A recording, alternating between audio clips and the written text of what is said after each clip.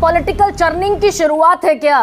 क्योंकि आज की तारीख में जो सत्ता है केंद्र की, वो भी गठबंधन की सरकार है। इसमें चंद्रबाबू नायडू है और इसमें नीतीश कुमार है। एक 12 के साथ है, एक 16 के साथ है, और दोनों का जो इतिहास है वो दोनों का इधर पेंडुलम की तरह घूमते रहने का इतिहास है।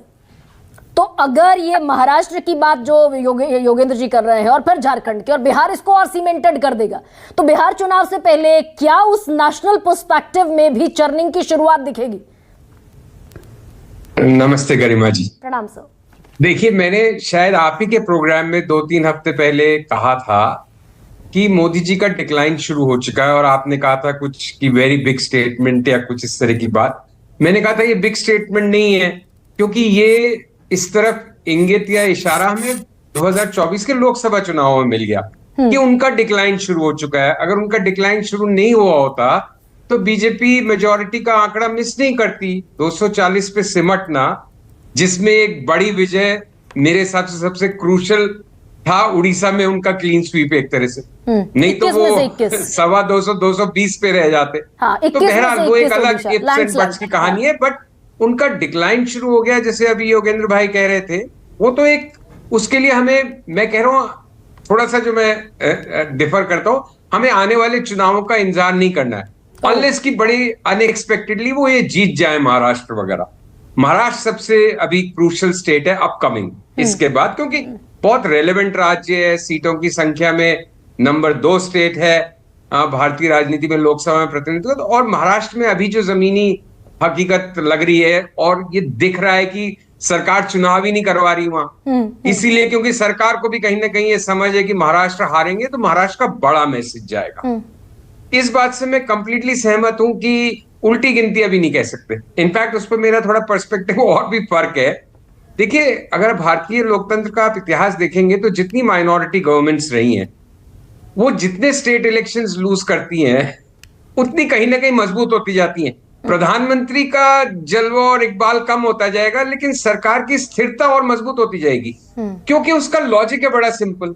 भाई, नायडू और नीतीश कुमार का बार्गेनिंग पावर बढ़ेगा, वो क्यों जल्दी से छोड़ेंगे? वो यहाँ पे उनको सिर्फ 2 पार्टनर्स को मैनेज करके रखना है मोदी जी की सरकार को। वो ऐसी शिव जी की बारात में कहाँ जाएंगे जहां 20-25 अलायंस पार्टनर्स होंगे? तो वो नेक्स्ट स्टेज और आएगी, क्योंकि ये सरकार की लॉन्जिविटी जो है वो असेंबली इलेक्शंस हारने से। लेकिन संजीव जी, अगर बार्गेन पावर बढ़ेगी तो दोनों यानी कि त्रिकोण दिखेगा। भाई, चंद्रबाबू नायडू की पॉलिटिक्स बिल्कुल अलग है, बात नहीं वो है। मुस्लिम परस्त पॉलिटिक्स करते हैं। नीतीश कुमार की पॉलिटिक्स बिल्कुल अलग है, वो कहेंगे जातिगत जनगणना कराओ।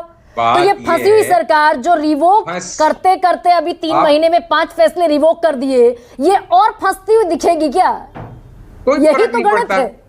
पहली महत्व की बात क्या है कि सरकार चले, फंसती हुई दिखे, उलझती हुई दिखे, गिरती हुई दिखे, लड़खड़ाती हुई दिखे, ये तो हम क्रिटिक्स का और ऑब्जर्वर्स की प्रॉब्लम है ना। नहीं संजीव जी, जिस तरफ मैं चाहती हूँ आप जवाब दें। संजीव जी, जिस तरफ मैं चाहती हूँ आप जवाब दें। 10 साल प्रचंड बहुमत की सरकार, 2014 में 30 साल बाद पहली बार बहुमत मिला, स्पष्ट बहुमत भारतीय जनता पार्टी को, और 19 में तो सारी एंटी इनकम्बेंसी धराशायी हो गई और 303 पर पहुंची बीजेपी। तो ये परसेप्शन को सबसे बड़ा डेंट यही है क्या, जो आप कह रहे हैं उलझते, फंसते, गिरते, लुढ़कते? अगर सरकार चलती हुई दिखेगी, a big dent for the perception and for the image of प्रधानमंत्री नरेंद्र मोदी। वो तो सेटल हो गया इशू, प्रधानमंत्री की इमेज को तो बिग डेंट लग चुका। मेरे ख्याल से वो डिबेट का प्रश्न ही नहीं है। उन्होंने उसको थोड़ा मैनेज करने की कोशिश की कैबिनेट फॉर्मेशन में, कि सब कुछ जैसे 2014 और 19 की तर्ज पे ही चल रहा है, सब मंत्री हमारे, सब लोग रिपीट हो रहे हैं। लेकिन उसके बाद से जिस तरह से कुछ फैसले वापस लेने पड़े, चाहे लैटरल एंट्री का था, चाहे वक्फ बोर्ड का था, तो उससे दिख गया कि ये वो पुरानी सरकार नहीं है जो अपनी मनमानी कर सकती है, ये कॉम्प्रोमाइज की सरकार होगी। और जैसे जैसे वो असेंबली इलेक्शंस लूज करेंगे, उनको अपनी सरकार बनाए रखने के लिए, क्योंकि तब ये प्राथमिकता नहीं रहेगी कि हम अभी भी स्ट्रॉन्ग मैन दिख रहे हैं कि नहीं, तब प्राथमिकता ही चेंज हो जाएगी, गोल पोस्ट बदल जाएगा। तब गोल पोस्ट ये होगा किसी भी कीमत पे सरकार तो चले, सरकार ही रहेगी तो क्या करेंगे?